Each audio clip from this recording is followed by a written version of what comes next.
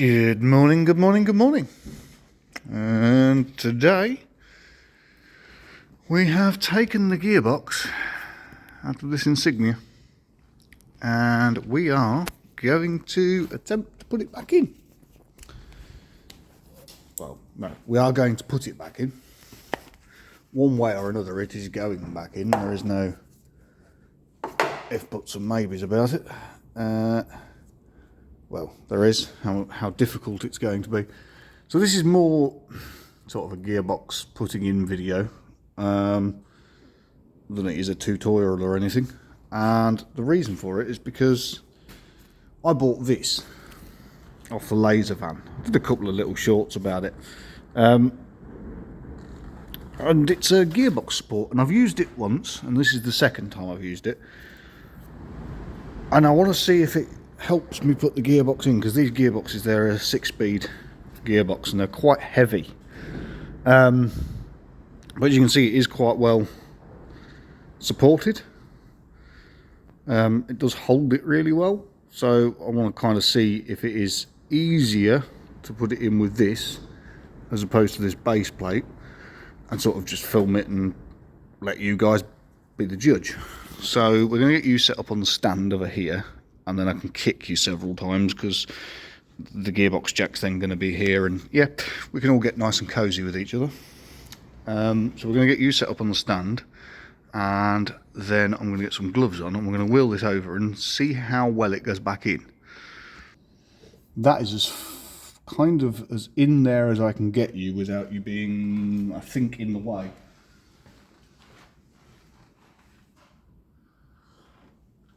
So I'm going to drag this back over.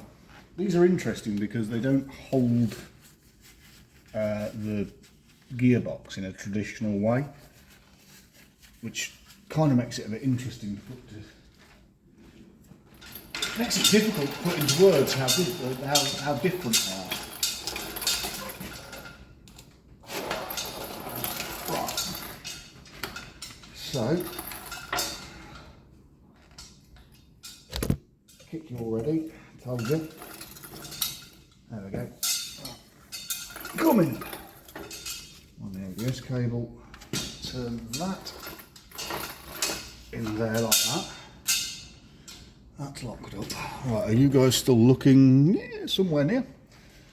Right, so we're going to have to let the gear engine down a little because I did wind it back up to get the angle that I was at. Somewhere about there, I think. I'm going to pump this up. So it's no different in the respect of like pumping the gearbox up and down, but the fact that you've got this hoop, the gearbox moves really freely, so you can sort of twist it up one side and manipulate it. It's a bit strange. It's a feeling I can't really describe, to be entirely honest. And normally, like when you take these out, you end up having to take this mount off the back of the gearbox. I didn't have to do that, which I just found a little bit strange. So, I'm now going to come towards the engine. So we're near there, because it is tight on this back edge here. So up we go. This is either going to go really easy or it's going to make it look way harder than it is, but anybody who's ever done gearboxes knows that's kind of how it goes. They either go in really easy or they don't. And this is kind of lucky in the respect that we've got there's two bolts sticking out the gearbox. Oh, heads.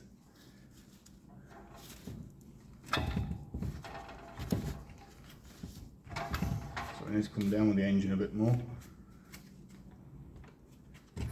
And now the gearbox appears to be slightly too high.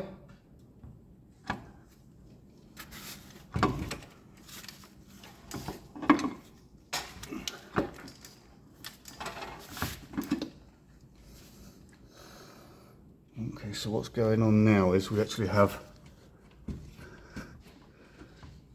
the gearbox is tipped. It is racked slightly. So we need to sort of twist the diff up and get the gearbox a little bit higher, which is interesting because this is where we get into this, like I say, that thing up. There it is. We've just got it around this lip now,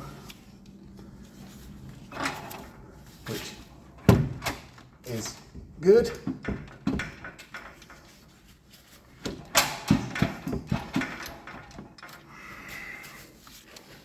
Now here's the fun part.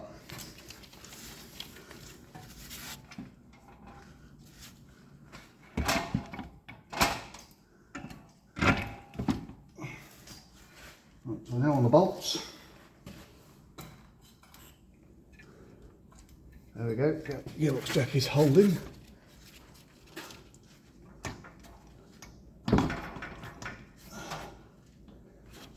Now what we need,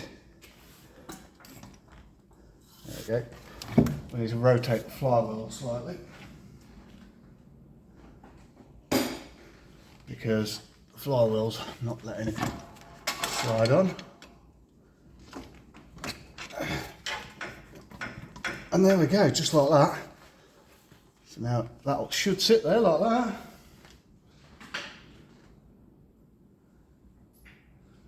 Couple of nuts for the bolts that go through and come out the back and the front.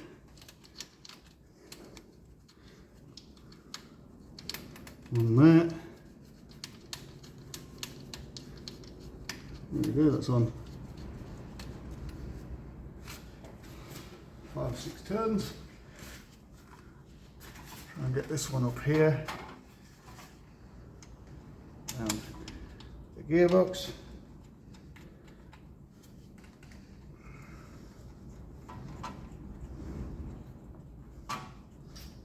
So, what do we think? Do you work in a garage? Do you want one?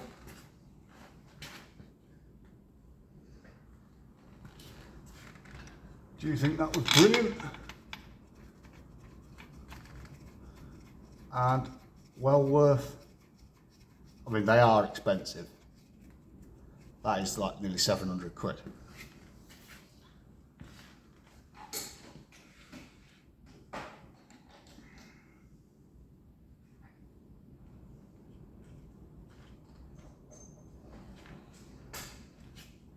But I just found that so unique. So I'll bring you down. The way it holds, shaky, give you a bit of vertigo. I just found that so unique in the way that it holds it over the top of the gearbox. You'd be surprised as well because you'd think there'd be no room for the hook at the top, but there actually is, and that's quite strange.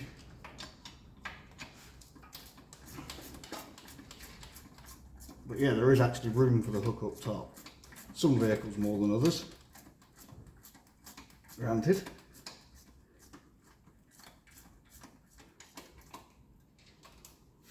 Yeah, some vehicles have more room up there than others, but so we'll just find our inverted torques.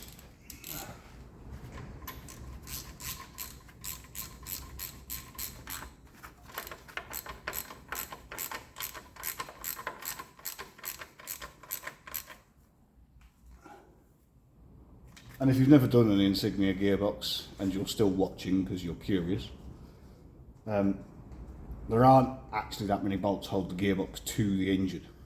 You've got two inverted torque bits down here, one here and one at the back going the other way through the southern. There's two 18mm nuts, one at the front, one at the back.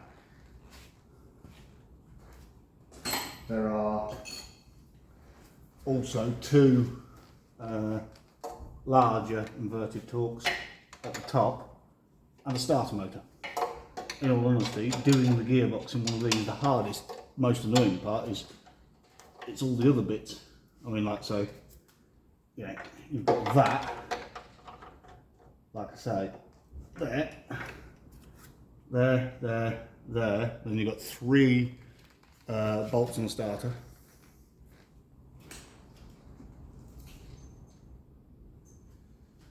So now, like I say to anybody who's still watching, now we've got to try to get these bolts to thread from the mount at the top down into here.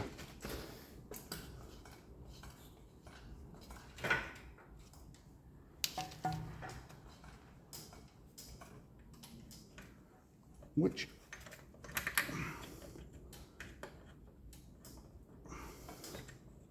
may be easier than I thought, because there's one.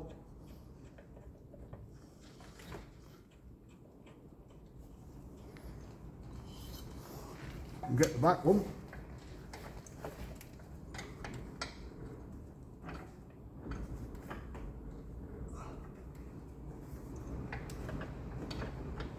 Which, to be honest, I think was the harder one to get to out of all of them. I think it was the front 2 I had.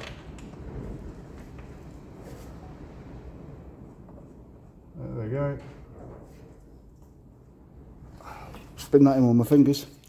Yeah, so it's actually getting the subframe off that's the hardest part, to be fair, and it is just a case of getting the steering rack off, anti-roll bar off, and just getting everything out of the way.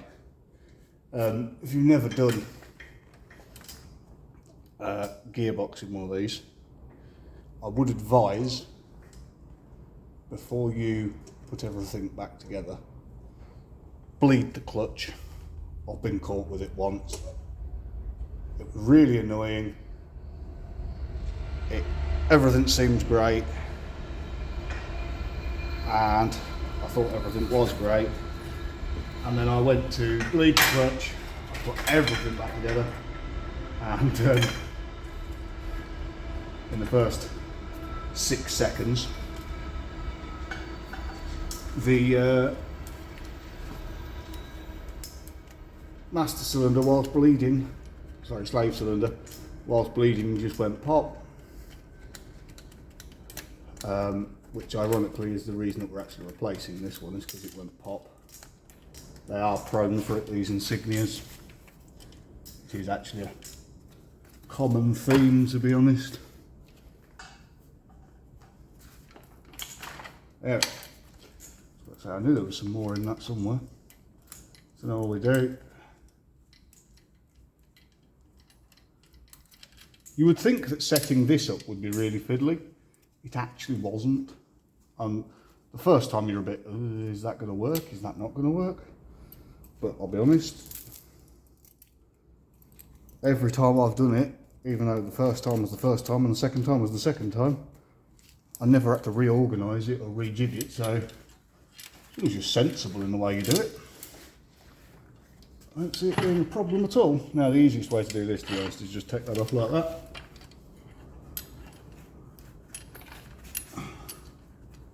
Because otherwise you'll end up damaging something plastic on the way down. There we go.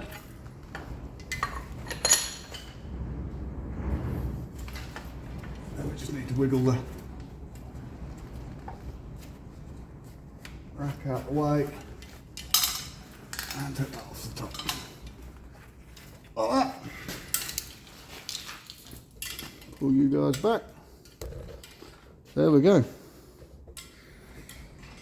That's how that works.